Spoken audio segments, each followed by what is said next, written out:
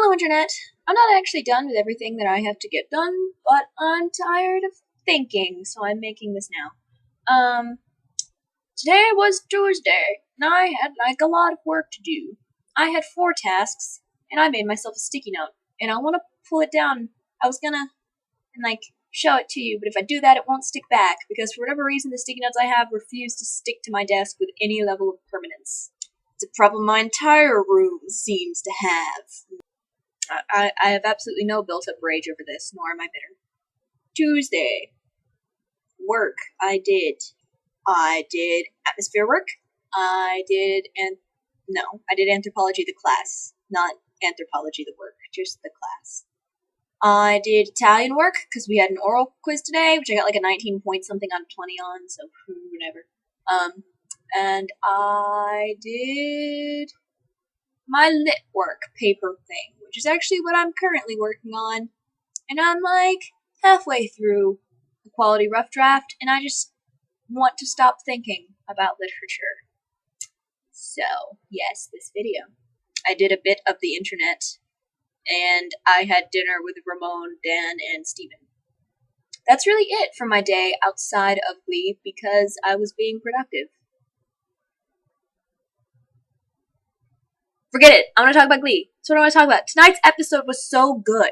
It was just typically I end an episode of Glee, and while I will always love it on the whole, I usually end with 1 or 2 things to rage about, because RIB fail at continuity and occasionally fail horribly at character development, and usually there's usually something for me to just be angry and bitter about. But I can think nothing in this episode upset me. I hated none of it. All of it was fantastic, and I loved everything, and Tina Cohen Chang is a beautiful person, and I love Tina. I originally grew love for Tina in context with Artie, because I ship Artina really hard. The proper ship name for them being Tardy, but Artina is better. Yeah, so that was originally my love for her, and then Artina died, and I don't really ship Tyke at all, because I continue to cling to Artina. So while my love for Tina has never gone away, it hasn't been able to be particularly well expressed, because she doesn't get much now. Tina and Artina stans everywhere have just kind of been forever making jokes about Ryan Murphy having forgotten that Jenna Ushkowitz exists. But not tonight. The whole Tyke storyline, I don't ship it at all, but I freaking loved all of that. It was beautiful and adorable and sweet and amazing, and Tina's just a perfect human being.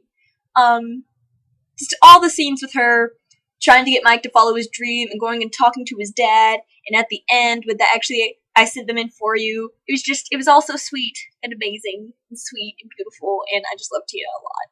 The Mike and his dad, and their hug and their intense emotional faces. It was emotional. Me and Victoria were just all on Skype I don't think any of us were actually crying, but we were all making noises. And then Tina's solo in ABC, and how much of that song she sang just her, they are so finally setting Tina up to take over next season, and she is gonna take over, and she's gonna own that Glee Club, and I'm so excited. Next season's New Directions is gonna be Tina and Blaine as the front people, and I'm so excited. It's gonna be so brilliant. I thought tonight's music was amazing. All of the sectionals' performances. I couldn't care less about harmony, whatever. But the Trouble Tones mashup was fantastic, of course. I loved that. I thought their dancing was a little weird, but whatever. I loved it. And then all 3 of the New Direction songs, they got 3. All 3 of the New Direction songs were just fantastic. They were amazing. ABC was great. I was in love with it. Tina and Kurt and Blaine with lines and emotion and fantastic singing and dancing and emotion, and Mike and all of the Mike, and Mike's dad walked in and it was emotional, and all of the Mike and Kurt. I'm gonna cut you facing Sebastian in the audience. Oh, well, okay, tangent.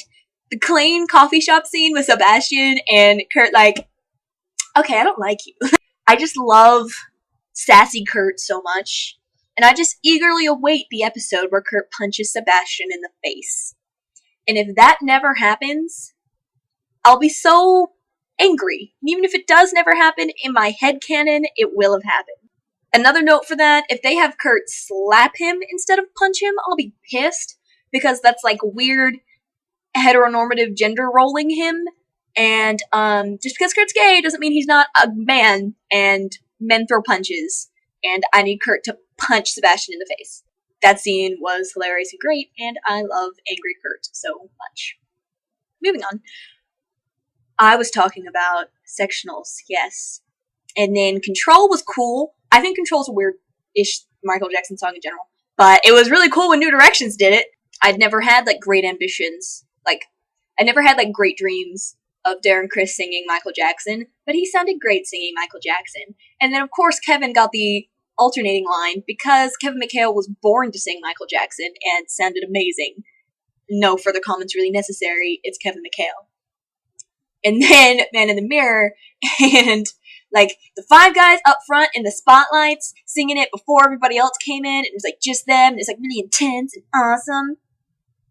That was it was intense and awesome. I don't know. I just loved all of the New Directions numbers. They were fantastic. I loved them. Quinn walking up, singing talking through the Control bit though.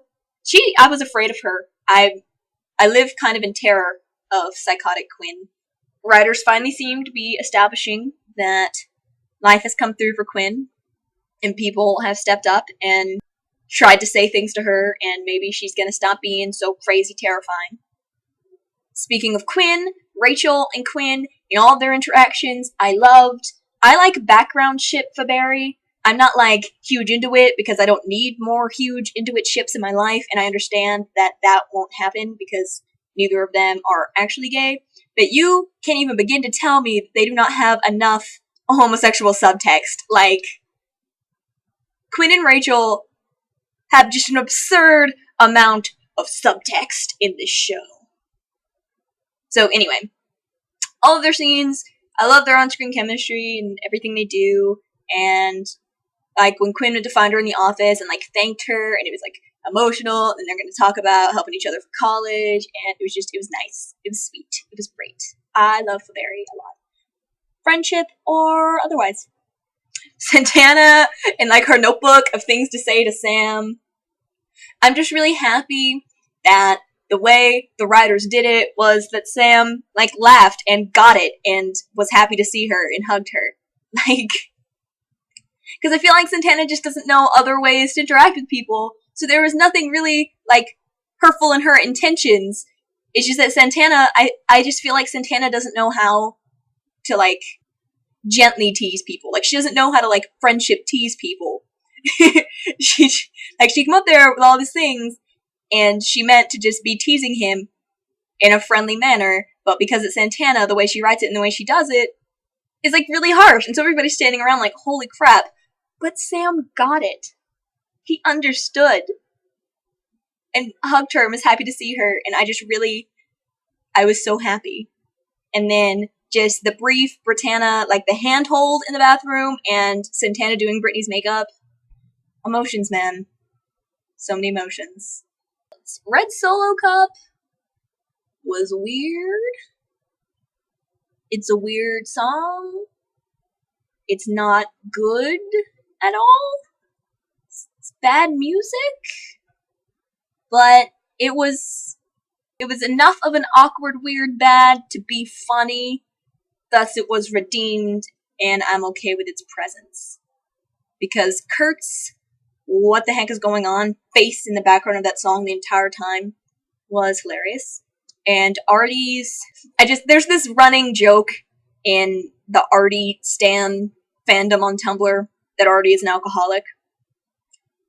And so just his behavior through that entire number was really funny to me because they were drinking sparkling cider, but we're just all in the back in the Artie stan tags over here on the corner Artie, you drunk. So I appreciated that as well.